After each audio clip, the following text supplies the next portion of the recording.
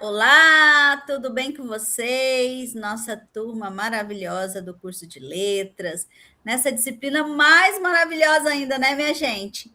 Que é Introdução aos Estudos Literários, né? Bastante importante para nós, professores da área de letras, né? Introdução aos Estudos Literários. Nossa aula de hoje já é a terceira aula, Literatura, Arte e Linguagem, e quem me acompanha nessa aula é a professora Juliene Silveira. Boa noite, professora, tudo bem contigo? Boa noite, professora. Boa noite, acadêmicos. Sejam bem-vindos à nossa aula. É isso mesmo. E aí, vamos nessa, né, professora Juliene? O tema da nossa aula de hoje é literatura, arte e linguagem. E só para recapitular um pouco, na aula 2, nós tratamos sobre a literatura clássica, né? O que é o clássico, o que faz de um livro ser clássico. E aí a gente buscou lá em Ítalo Calvino, que nos ensina que o clássico é aquele livro que ainda continua nos dizendo alguma coisa, mesmo depois de séculos de sua produção, né? E hoje nós vamos, então, passar para um momento em que a gente vai tratar da literatura, vamos também falar sobre arte e como é que a linguagem ou as linguagens transitam por aí. E aí, nós queremos começar, né, nossa aula, antes de falar especificamente de literatura, nós vamos falar de arte. E para falar de arte, nada melhor do que fazer uma visita ao museu. Vocês já visitaram algum museu? Conta aqui para a gente. E hoje, para essa aula, nós convidamos vocês para uma visita ao Museu do Louvre, que fica em Paris e que, nossa, né, é um lugar em que se concentram muitas obras de arte. E nós vamos agora fazer uma visita virtual ao Museu do Louvre. Vamos com a gente, né? E a gente vai fazer essa visita, né? Pensando um pouco assim, sentindo, né? Para além das obras de arte, visuais, artes plásticas, vamos sentir essa visita, né? São quase 4 minutos de visita e nós vamos sentir o que é andar pelos corredores do Museu do Louvre. Eu quero que vocês parem o que vocês estiverem fazendo em outra tela e se concentrem e sintam esse momento. Vamos lá, professora Juliene.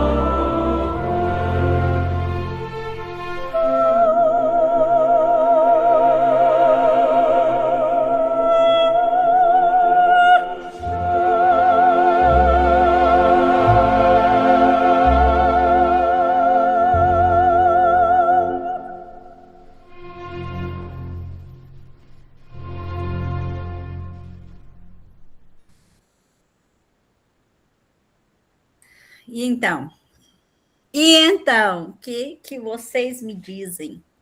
Quero saber dessa experiência aqui nos nossos fóruns, né? Porque esse é o momento que a gente trouxe, né, para essa aula, para a gente sentir um pouco, né, do que da arquitetura, das pinturas, né, das esculturas. Então, ir a um museu é vivenciar inúmeras experiências de arte. E neste caso aqui do vídeo que a gente trouxe, com essa visita guiada, a gente também teve aqui, né, uma música linda, que eu vou dizer para vocês aqui, que foi composta por Vincenzo Bellini, né, e aqui nós ouvimos apenas o ato 1 da ópera Norma, que se chama Casta Diva, e foi feita aqui pela soprano Marina Meskiarekiova, eu acho que é assim. Então, para que, né, a gente trouxe essa experiência para essa aula de estudos literários? Para que a gente entenda, né, e vivencie um pouco, né, a arte como linguagem, né, a linguagem da pintura, a linguagem da música, da escultura, a linguagem do teatro, da dança e a linguagem da literatura. Então, quando a gente trata, né, da arte, né, a arte é entendida como um próprio sistema de expressão.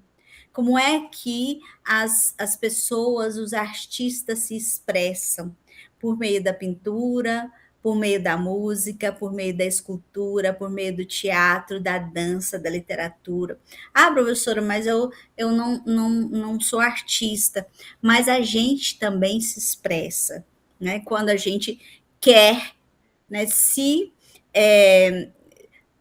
ter esse contato com a arte, a gente tem essas formas de expressão, né? Então, quando nós tratamos de arte, a gente pensa na arte como uma linguagem. Qual a linguagem artística, né, que a pintura está utilizando? Está se utilizando de cores, de formas, né? Como é que a própria as formas, né, de pinceladas, os detalhes, quando a gente olha, por exemplo, uma pintura barroca ou uma pintura impressionista. Então, são as diferentes formas de se expressar pela pintura.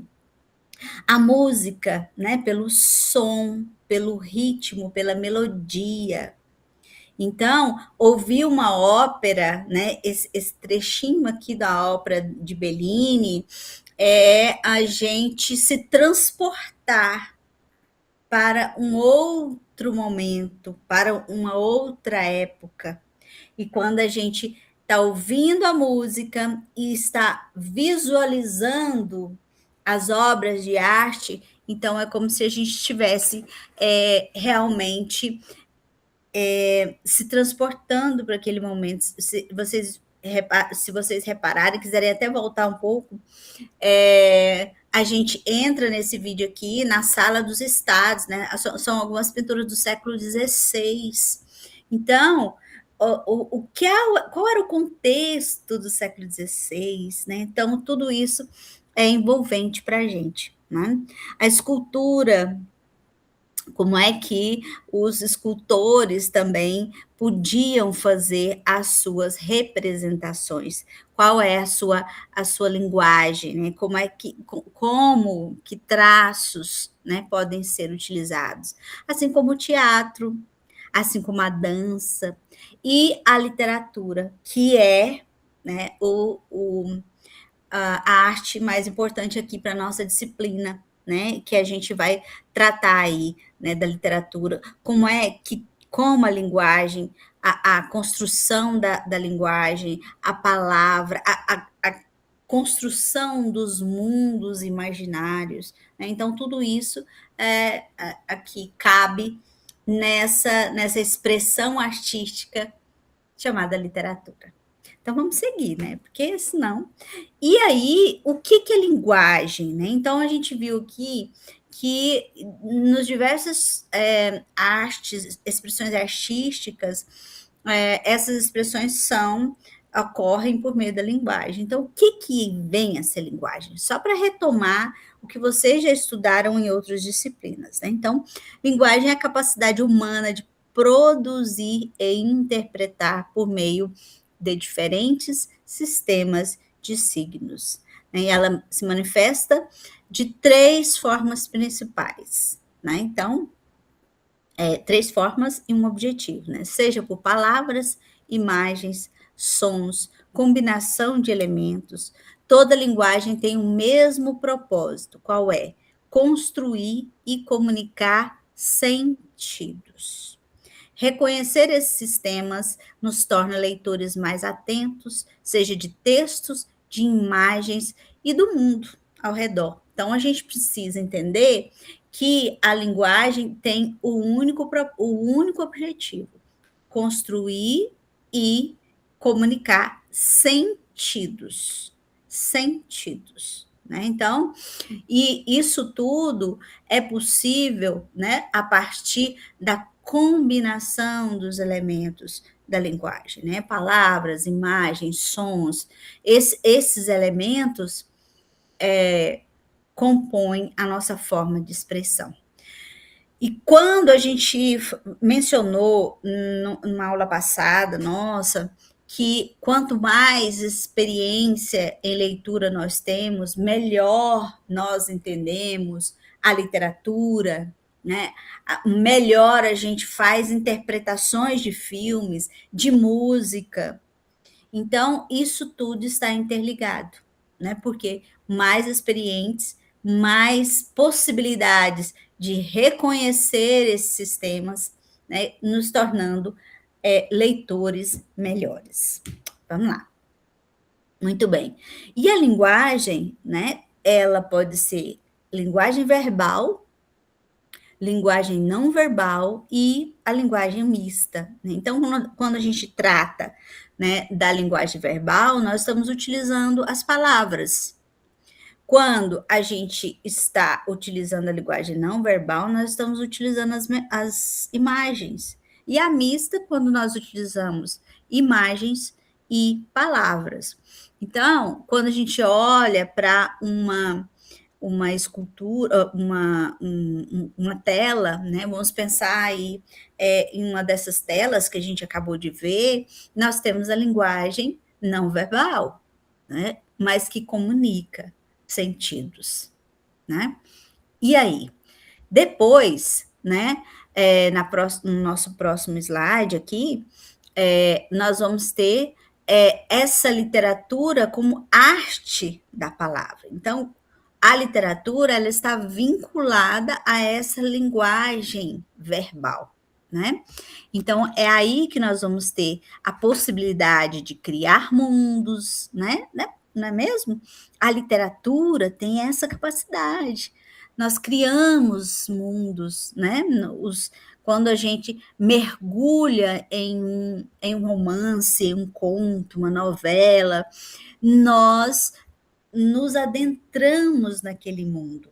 Nós somos capazes de nos transportar da onde a gente está para o mundo daquela narrativa. E, com isso, provoca as emoções, as nossas emoções. A gente se emociona, a gente fica indignado, a gente se revolta, a gente fica com raiva, a gente se apaixona, tudo por meio da literatura. Né?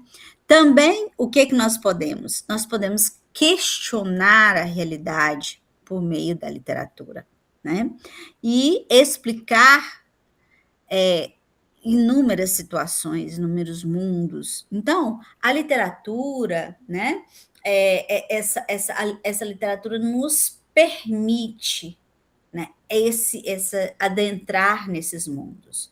Quando o Ítalo Calvino diz para nós, olha, o clássico é aquele que, apesar do tempo, ele continua atual, né? Por quê? Porque ele continua questionando a realidade, continua nos fazendo a, a, a levar, né, o nosso olhar para diferentes lugares. E também é possível explorarmos sons e ritmos. Quando a gente vai fazer a leitura de um poema, por exemplo, que tem mais, né, a relação com a construção rítmica do que a prosa, do que a narrativa, nós vemos como essa manipulação, né? Manipulação no que eu digo, no sentido de a forma de utilizar a palavra como se fosse ali uma massinha em que o autor, né, o poeta, ele vai criando, né, os mundos. Então, ele vai manipulando. Manipular vem de mãos, né, de usar as mãos.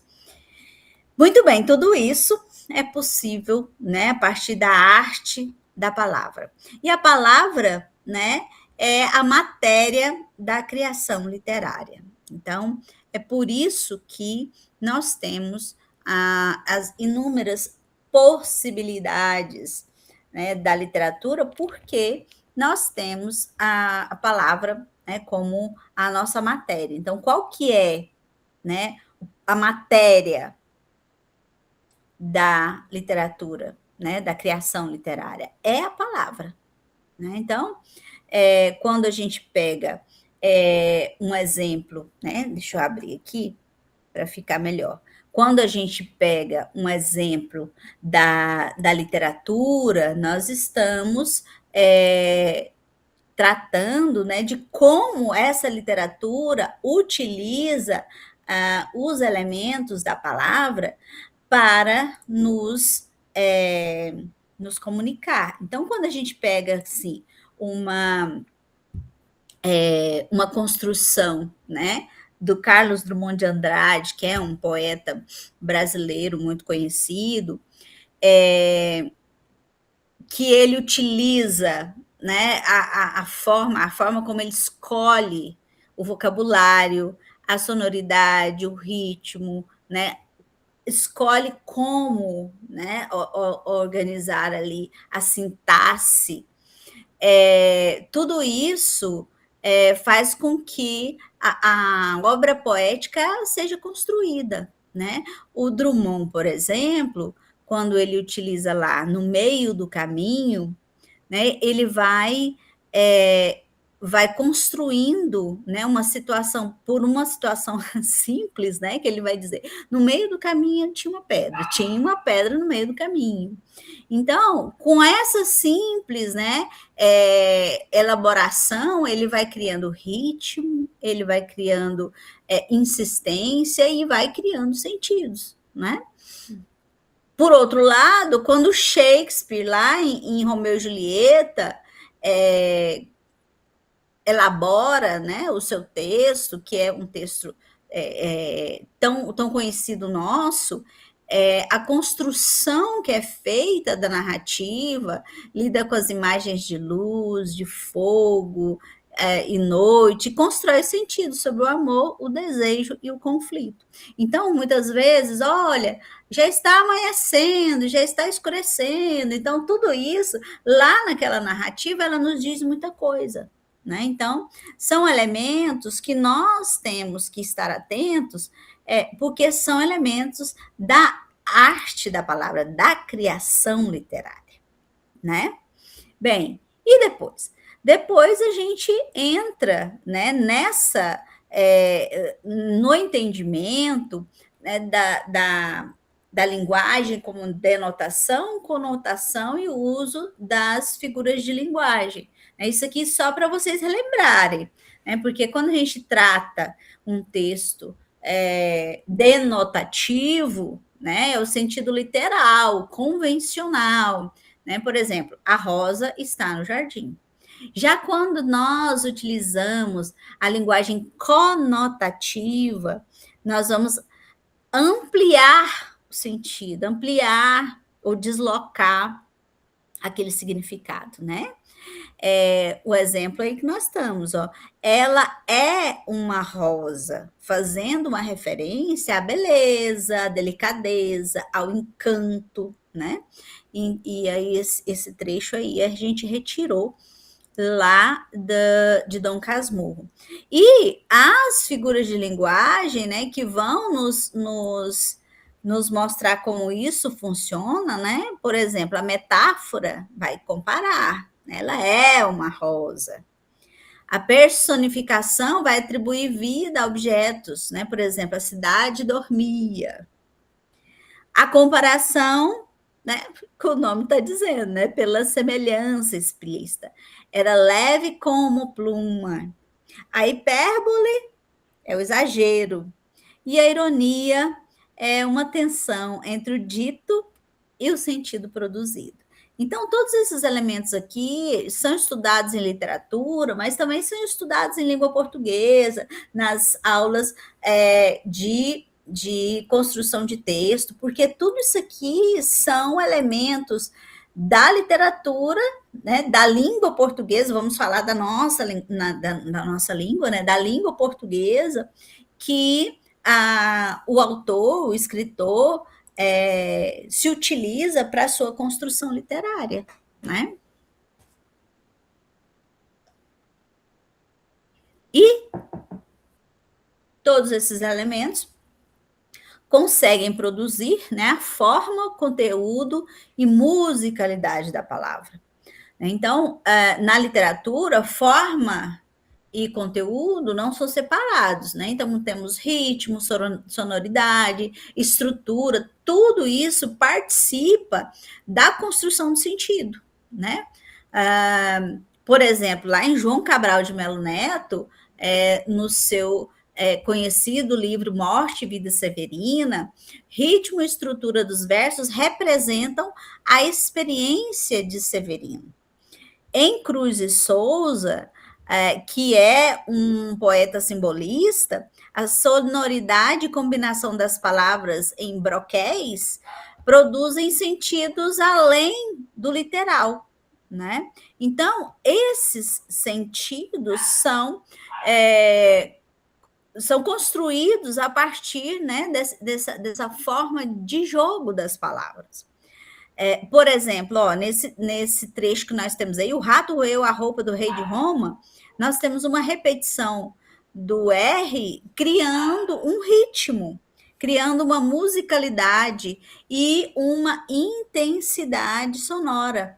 Então, tudo isso é feito a partir, né, da forma como o poeta, o escritor, vai conduzindo a sua escrita, né, a sua produção literária. Vamos lá. Então, a professora, que é literatura, então, quando a gente conta história, a gente está fazendo literatura? Não, literatura não é apenas contar histórias, né? Não é. Literatura vai além disso, né? Também contar histórias, mas não é só, porque nós temos várias formas e características da construção literária, né? Na prosa, nós vamos ter o romance, o conto, a novela, a crônica. Na poesia, nós vamos ter o poema, o soneto, o haiku, a poesia visual. No teatro, nós vamos ter a tragédia, a comédia, o drama. E aí, isso tudo faz com que a forma de conduzir aquele texto vai se inserindo em uma estrutura, né? E aí, a gente pergunta para vocês, o que transforma um texto comum em uma obra literária? O que vocês acham que pode ser o elemento que faz com que um texto seja literatura?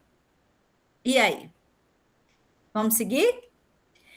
Então, nós vamos ter essa relação, né, entre a arte, a realidade e a representação. Né? A arte não é uma simples cópia da realidade.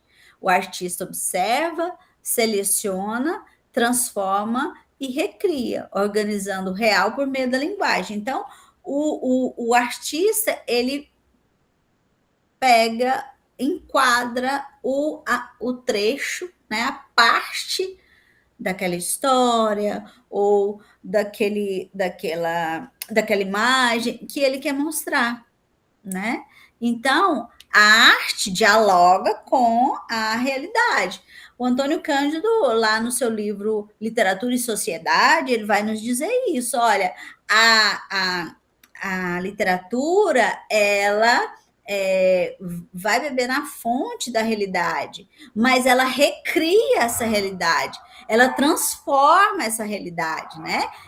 Ela recria para se tornar aí a própria literatura. Um exemplo que a gente traz aqui, dois exemplos, na verdade, de literatura que dialoga com a realidade. Um é Don Quixote, de Cervantes, que dialoga com a realidade social e cultural do seu tempo, mas recria uma realidade literária própria e inconfundível. Então, o que nós vamos ter? É como se o Cervantes trouxesse aquele momento histórico da vivência dele, mas com um olhar, né, que ele escolhe, que ele define para criar a sua literatura.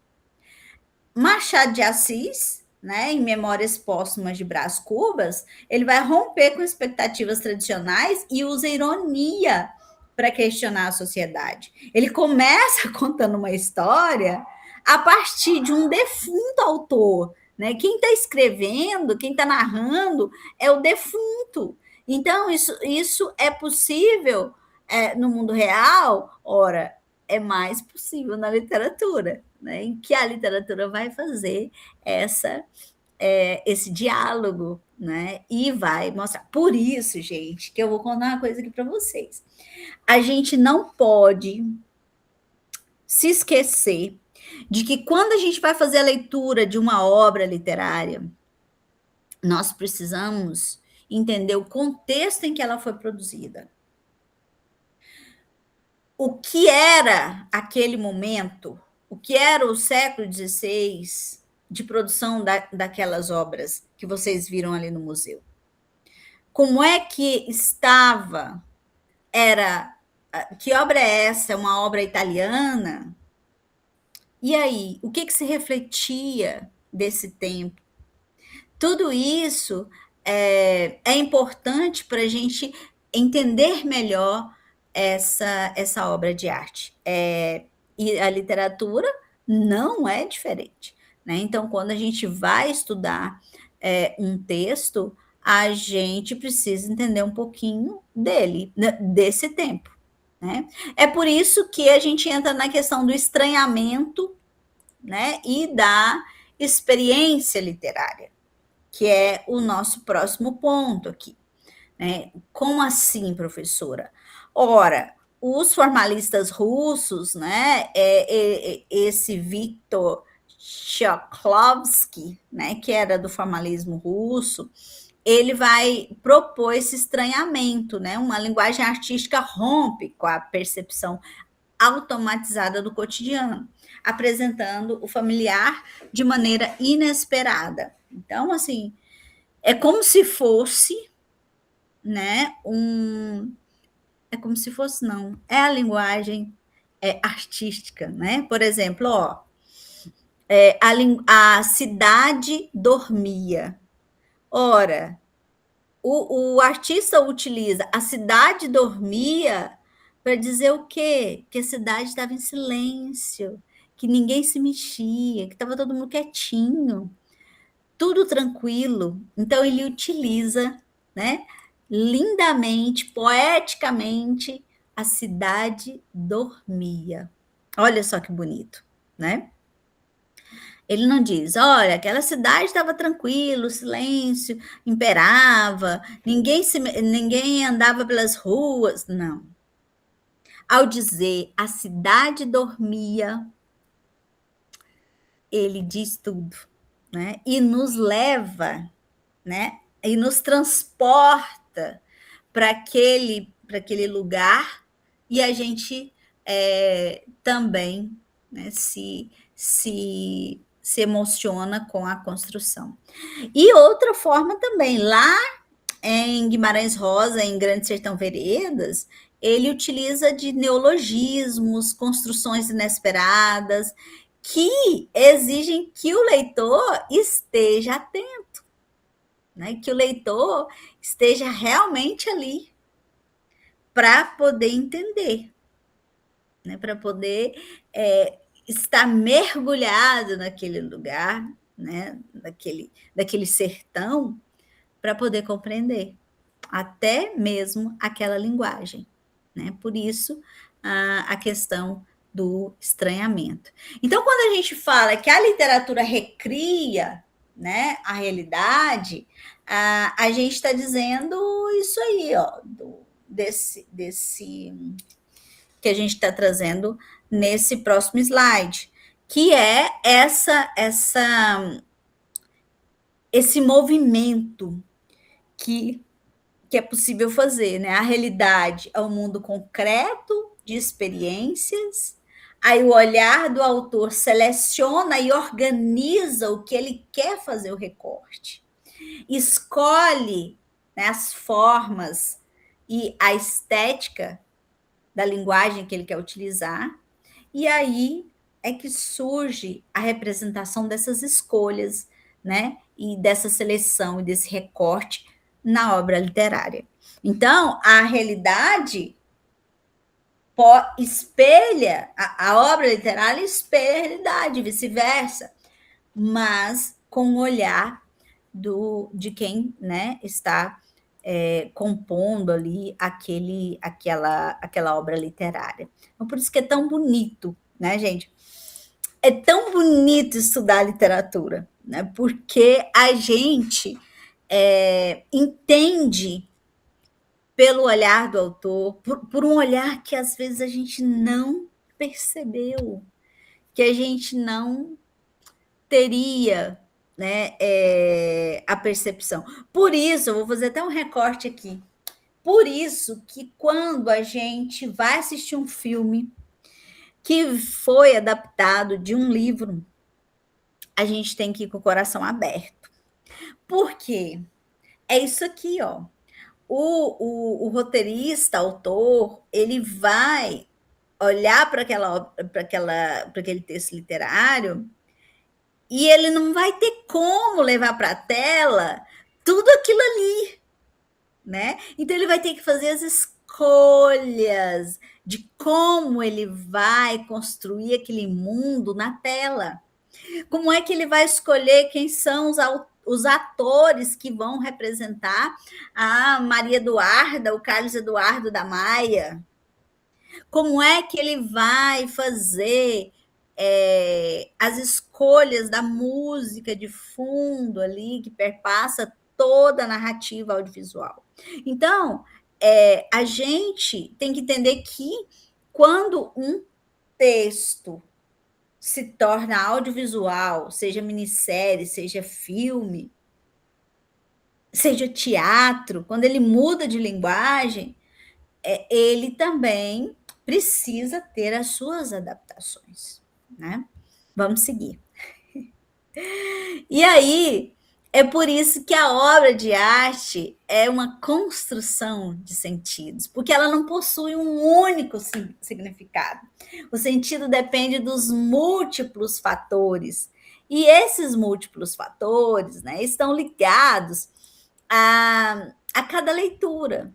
Gente, se a gente fizer, né, se eu hoje eu já tenho muitos anos que saí da universidade, se eu fizer, quando eu faço as leituras que eu fiz lá no meu primeiro ano de letras, eu tenho hoje outra percepção, né?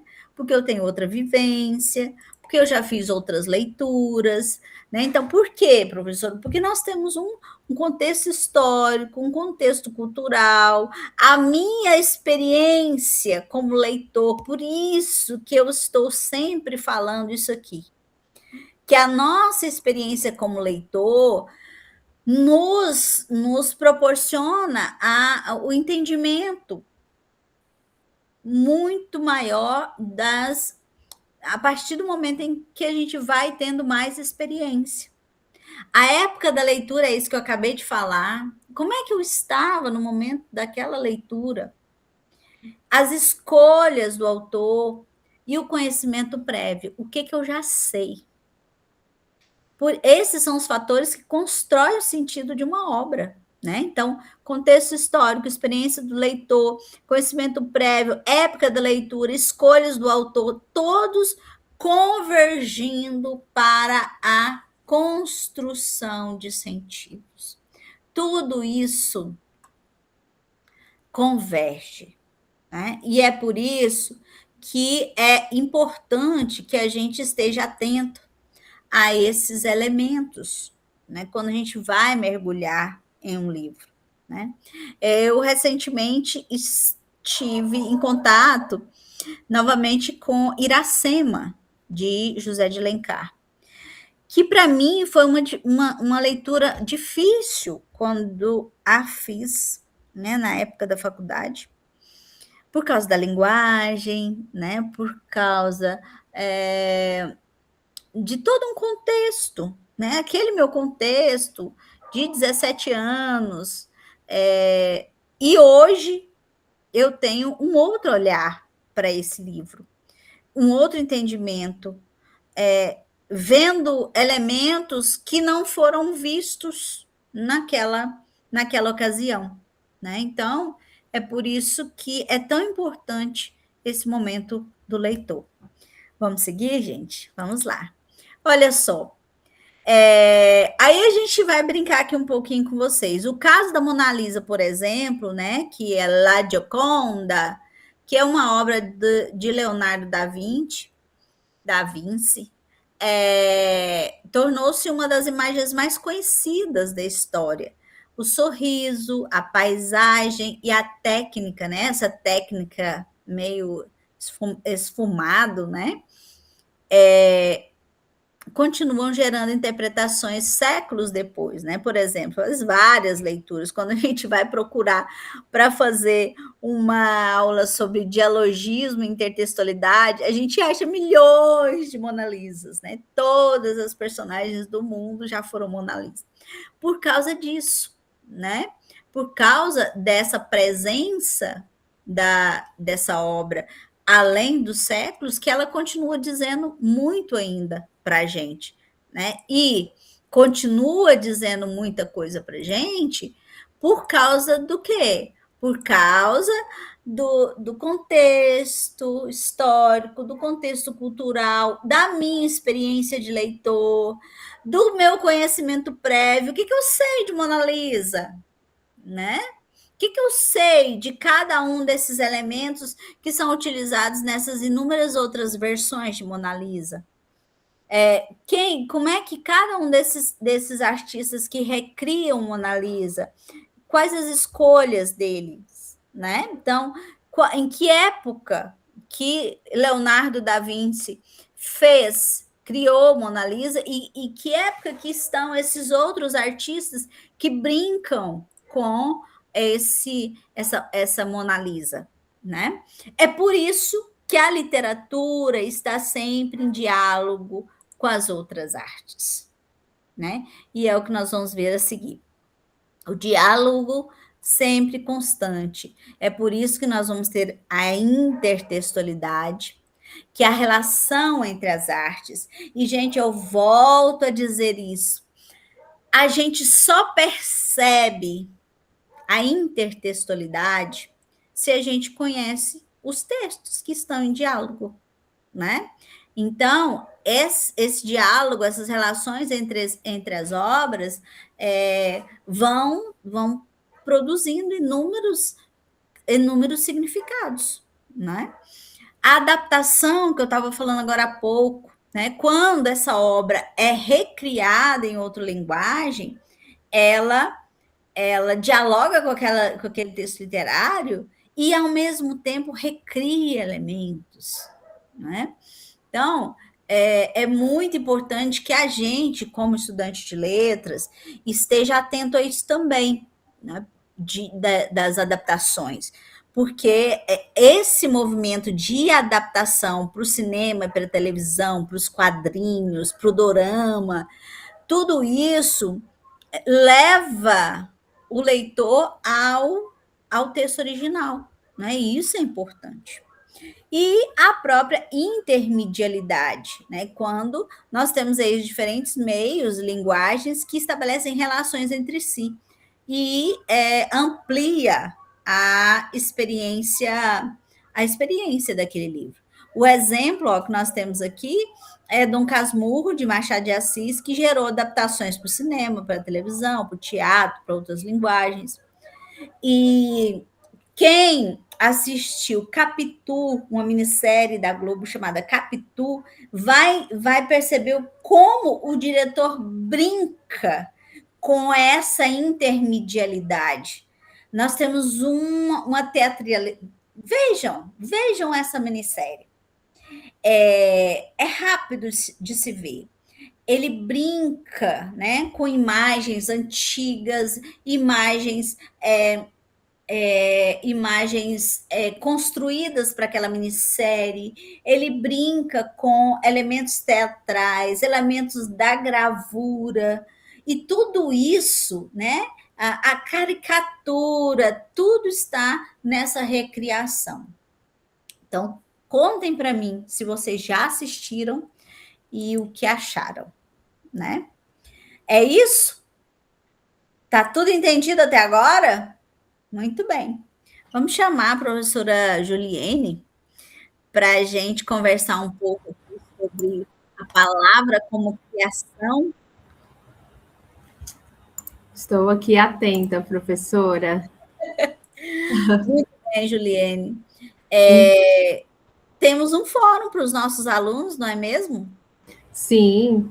Então, depois dessa aula, que foi bem ministrada pela professora Kildes, eu fico aqui encantada em ouvi-la, né? Me sinto estudante da graduação também, junto com vocês, fazendo minhas anotações, né? Procurando mais livros para ler, para buscar mais sobre a literatura. Então, para vocês responderem o nosso fórum avaliativo, eu peço que vocês pesquisem sobre Machado de Assis, Carlos Drummond, Clarice Lispector, Guimarães Rosa, Conceição Evaristo. Por quê? No nosso fórum avaliativo, escolha um autor e localize um trecho e explique como ele transforma a língua em arte. Então, você irá pesquisar, irá ler, irá aprofundar. Por exemplo, Machado de Assis, ironia, ambiguidade e crítica social.